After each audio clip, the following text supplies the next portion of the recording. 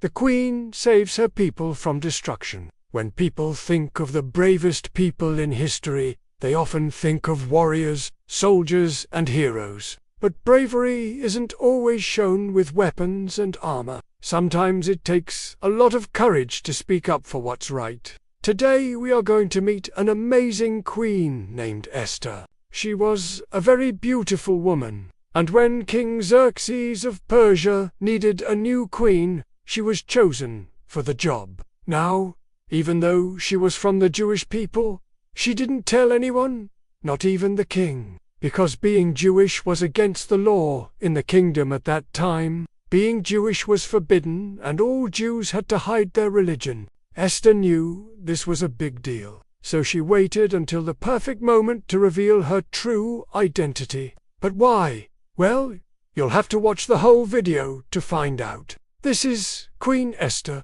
the woman who saved her nation. Long ago, in the ancient kingdom of Persia, which is now Iran, there was a mighty king named Ahasuerus, who some people also called Xerxes. He was the king of many lands, including Media and Babylon. It was during the time of the Persian Empire, one of the largest empires ever known, which covered parts of modern-day Turkey, Syria, Iraq, Afghanistan, and Iran. This empire had so much power that it could control important trade routes, deciding what goods went where, which made them super rich. The empire had a strong army and a bunch of rules to keep everyone under control. However, sometimes the king would make laws that weren't so fair. Now, King Cyrus the Great, he started the Persian Empire way back in 559 BC. He was famous for his big heart. You see, when Cyrus took over Babylon, he let all the Jews who were living there as slaves go free. He even helped them rebuild their holy temple. After him, his son Cambyses, and then his brother Darius, continued to rule the empire. Darius divided the empire into provinces and put governors in charge. One of these governors was a guy named Bigthana, who was in charge of the area around the city of Sus. He wasn't a nice person. He was greedy and mean. He kept taking more and more land and abusing his power. One day, he decided to take over the province of Judah, which was where most of the Jews live, and he wanted to destroy their temple, so he sent his soldiers to attack the Jews. Some Jews managed to escape to the capital city of Susa. It was here that they asked the prophet Nehemiah to pray for them, and God listened. He sent Nehemiah to the king to ask for help protecting the Jews. Nehemiah was a cupbearer, someone who served the king his drinks, and when the king saw how sad Nehemiah was, he asked him what was wrong. So Nehemiah told the king about the bad things happening to the Jews, how they couldn't protect themselves. After hearing this, the king allowed Nehemiah to go to Judah and protect them. Nehemiah rebuilt the city walls, and the Jews felt safe again. But soon after, the king died, and his son, Artaxerxes, wasn't too keen on helping the Jews like his dad did.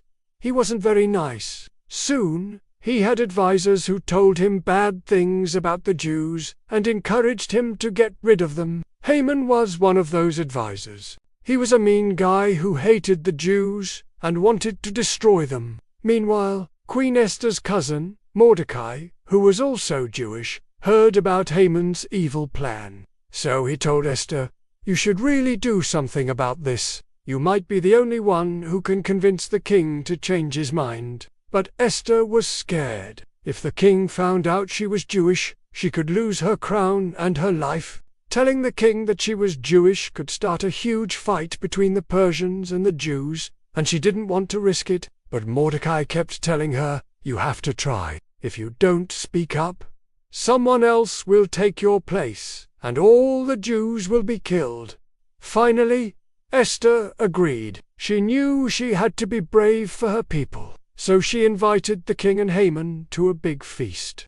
At the party, wine was flowing, and everyone was having fun. But after drinking lots of wine, the king got angry and was looking for someone to blame. His bodyguards asked Esther, "What should we do?" The king is super mad and he wants to kill someone. Who do you think he'll choose?" Esther replied, "Maybe Haman." Then the king shouted, "Quick, bring Haman here. I want to give him a special gift. I'm going to hang him on the same gallows he built for Mordecai. He deserved it." And that's exactly what happened. The king remembered how Haman treated Mordecai, and he was really happy that he finally got punished. Then Esther revealed to the king that she was Jewish. And when the king learned about Haman's evil plan to destroy all the Jews, he was furious. He tore up Haman's orders and wrote new ones. The new orders said that the Jews could defend themselves against anyone who tried to hurt them. In the end, the Jews won the battle against their enemies, and from that day on, they were free and could practice their religion openly. The story of Esther is important because it shows us that one person can make a big difference. And that's all for today. If you enjoyed the video, don't forget to show your support if you want to see more videos like this. Also, leave a comment below and tell us about yourself. We would love to hear from you. Thanks for watching, and we'll see you next time.